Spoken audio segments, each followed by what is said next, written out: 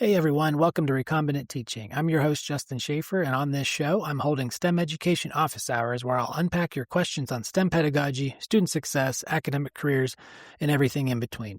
I've taught about 10,000 students in my 13-year career, and just like you, I've spent countless hours in the trenches working with students, helping them learn how to succeed in college and beyond. Through hosting this show, I hope that we can learn from each other, solve some problems, share some tips and advice, and ultimately improve STEM education together. If you have a question you'd like me to tackle, check out my website or the show notes and click the Submit a Question link. Whether you want to write in, send an audio clip, or join me live, I'd love to have you be part of the show.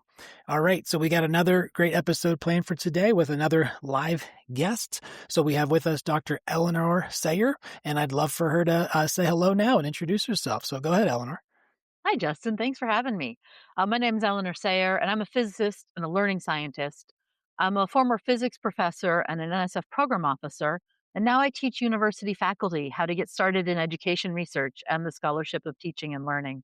That relates to my big question today. Oh my goodness, a big question. Is it one of those big physics questions like the origin of the universe questions? It's a harder question than the origin of Oh the no, universe. we're in trouble then, but go for it. I'll do my best. All right, let's go. So lots of faculty try something new in their classes, like yay, and maybe it helps, or maybe it doesn't. How do they know if it helps? And I actually want to ask a deeper question, which is how do faculty learn how to figure out if their changes are helping? This is a step beyond purely evaluating if they're helping. How do faculty learn how to evaluate their own pedagogical work?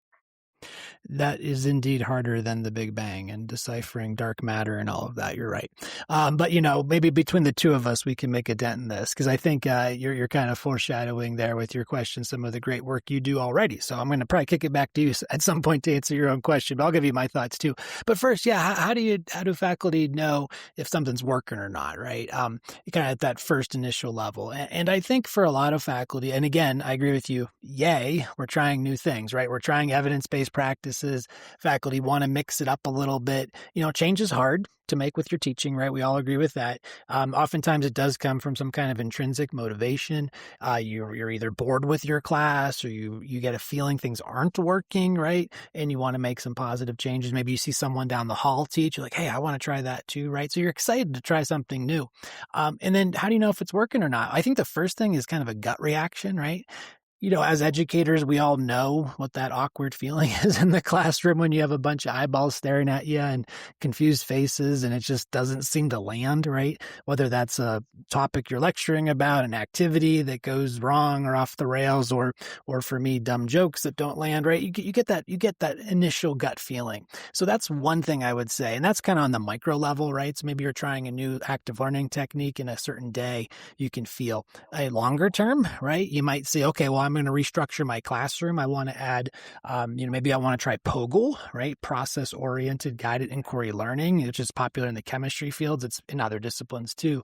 But maybe you try adding that, but you start seeing the assessments not yielding the results you want, right? So maybe that's a more of some data driven approach as to whether you get a feeling if it works or not. But yeah, I think a lot of it comes from our kind of sixth sense as instructors of, does this feel right or not? It would be my first get go. I don't know if you experiences with working with faculty with when they tell you that something works or doesn't, or maybe your own past life as a physics professor. How did you know if something worked or not? Yeah, I mean, for me, thinking about whether it worked or didn't work has to come back to what were your goals? Like, what does working mean? Like having a goal of more of my students are going to come to class and fewer of them are going to just skip is a very different goal than I'm going to increase scores on my exam, which is a very different goal than I want to I want my students to really get this material or I want to try adding some new content. So like what do you when you say how do you know if it works, I got to ask first like, well, but what does working even mean? What are you trying to get done here? That's great. I totally agree. What are the objectives? What are the goals? What are the outcomes, right? So if you start with those in mind, whether it's designing course material, adding a new thing, you got to know again what you're looking for in the measurement, if you will. And that kind of segues in, I think, into your second question too, is how do you not just evaluate it, but how do you kind of truly measure if Mhm. something's working, right?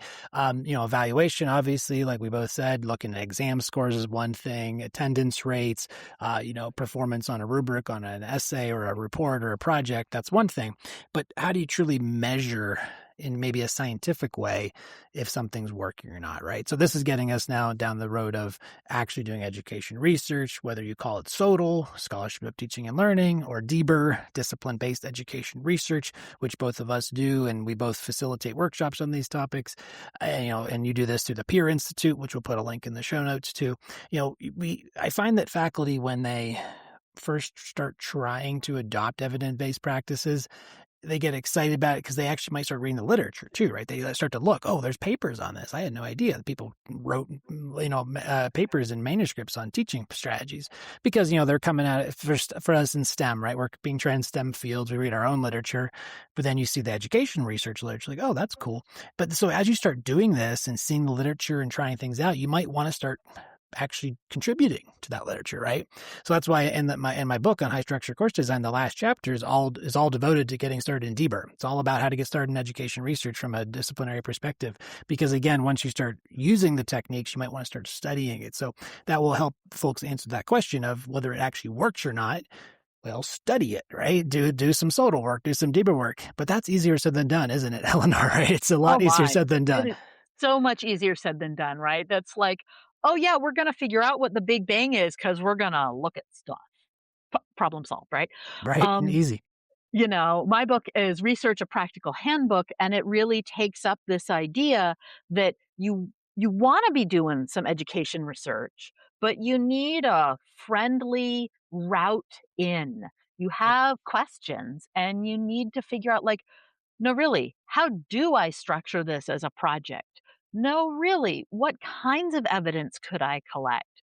No, really, do I need theory? And if so, for what and how?